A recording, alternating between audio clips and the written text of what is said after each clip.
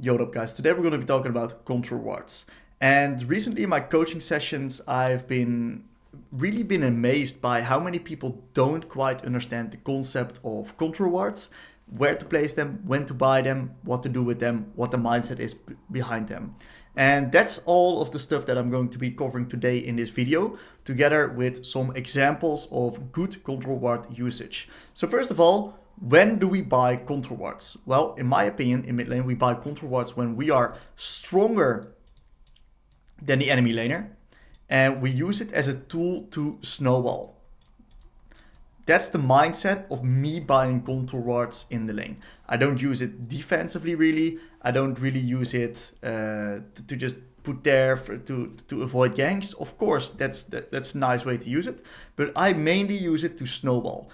And the reason why I'm able to snowball is because I actually place it in this side lane bush. And whenever I have the 1v1 lead, I can contest this pink ward at any time if the enemy laner decides to challenge my pink ward. Moreover, if I combine this pink ward with a normal ward over the ledge or on the raptors, I'm actually fully safe from that side of the map when it comes to gank threat. I will not be able to get ganked from this side without me knowing it. And what allows me to do this is actually ward and lean towards that side heavily. So that means that I'm actually also able to play very aggressively. Allows me to walk up far in the lane, what allows me to perma push and therefore get perma prio. And moreover, it allows me to abuse the fog of war that we create in this situation. So let's actually take a look at this example right here. So what do I do is I actually clear the ward right here. I'm in fog of war right now. So the best thing about a pink ward in this bush is that we're in fog of war. And what does that mean? That means that the enemy team has no vision on this bush. So they do simply not know what I'm doing. And in this case, I'm using this to get a beautiful QE onto the enemy support and mid laner, which leads to me getting a massive health advantage. Once again, I solve the wave right here, and afterwards I go back into Fog of War, and look, I do rinse and repeat. This Qiyana has to CS, so I perfectly time it for another QE, and she's losing a lot of HP like this. So right now she has to base. I see in the meantime a fight on bot lane going on. So what I can do is I can literally just hover towards bot lane and be completely fine. The enemies do not know what I'm doing right now because they got no vision in here. So I see the fight's over, so I chuck back down to mid. Garen clears the wave, that means that I can just also hard shove the wave. I'm not under any single bit of threat. I know Qiyana's coming back real soon. We're doing Dragon. So what I can do is I can literally just chuck back into Fog of War right here, and the enemy mid laner does not know what I'm doing. I can be resetting, I can be helping with Drake, I can be getting vision, I can be hovering bot. They don't know. And the way I actually use this is to keep establishing my control in the lane.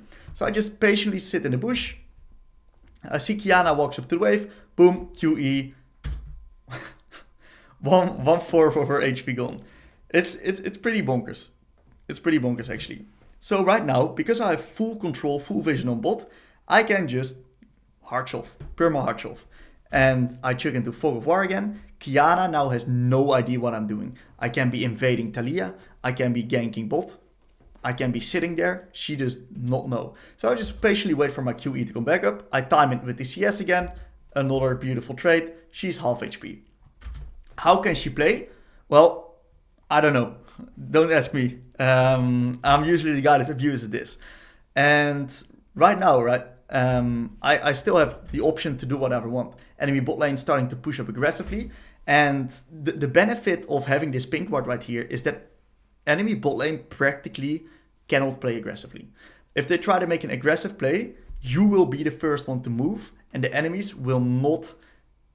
They will not be able to respond because you got full fog here. You might also be waiting behind the ledge, waiting for Qiyana to jump by to one-shot her. But even if they make a play, we can just instantly rotate and respond faster than the enemy laner. So it's absolutely broken if you can contest this and if you have the lead in the lane, because it's put so much pressure on the enemy bot lane. They cannot make an aggressive play. It puts so much pressure on enemy jungle because they got to be very careful with invades. They got to be very careful with looking to gank you on mid because we got full control. The enemies have no vision, so there might be people hiding in these bushes, who knows. They gotta be very careful with ganking bot because you're very fast to respond. They just are completely pressured. Same as enemy mid, right? It's extremely, extremely hard to play for them. So I look for another beautiful Q into Qiyana. Qiyana is now in kill range. I see a skirmish happening on bot. I can just move, and that makes it so hard for these enemies commit because they know I have moved, and Qiyana is spamming me on the way. They practically cannot do anything. So I look for this QE, beautiful flash by the Stadia. We got our flash, amazing stuff. I can now just turn back to mid. Qiyana does not have the time to contest this pink ward, and I can just walk up, and I know that I'm not under any kind of threat because I have full vision. She tries to clear the wave, but she is slightly overstepping, which leads to this beautiful kill and absolute annihilation of the lane. I have a small lead at the beginning of this clip. I'm slightly ahead of the Qiyana, but because I am ahead, I actually placed the pink ward and I used this vision to snowball me through the rest of the lane. It's not very skilled, but we don't need to be skilled. It's just smart gameplay, which allows us to take these small leads and turn them into massive leads. Now, there's also situations where buying a pink ward is actually really bad. And this is a situation where buying pink wards is really bad. You should not buy pink wards in a situation where you cannot beat the enemy laner. So in this situation, I've got a pink ward in my inventory. Not too weak, but also not too strong. But Taliyah has taken very good trades onto me, and she's a level higher. So I placed the pink right there. But since she's a very good player, she has already placed her pink there. There's no way for me to contest this, because she just took way better trades than me. So what's going to happen right now? She's going to be able to take the pink. She gets gold. And I actually invested gold while feeding her resources. So buying pinks is really bad when you're behind because I cannot contest this pink ward. And it's only gonna make her stronger, me weaker, because I'm gonna delay hitting my item spikes. It's crucial that when we're behind, we don't place these aggressive pinks here in the side lane bushes because we're not gonna be able to utilize them to our full advantage. Now, let's take a look at a game of Chovy playing Azir. So in this game, right, he just has his first reset completed. He now turns towards mid lane. And we see this beautiful pink ward in the side lane bush. What is going to allow him to do right now? This is going to allow him to perma shove Kata in. Perma take aggressive trades under enemy tower when Kata is trying to CS. And the most beautiful thing, right, is that we know for a fact that Katarina has no vision there right now. So Alistar can literally just come in, hover. And because Alistar is hovering, and Katarina doesn't know when or where Alistar exactly is, it makes it practically impossible for her to jump in.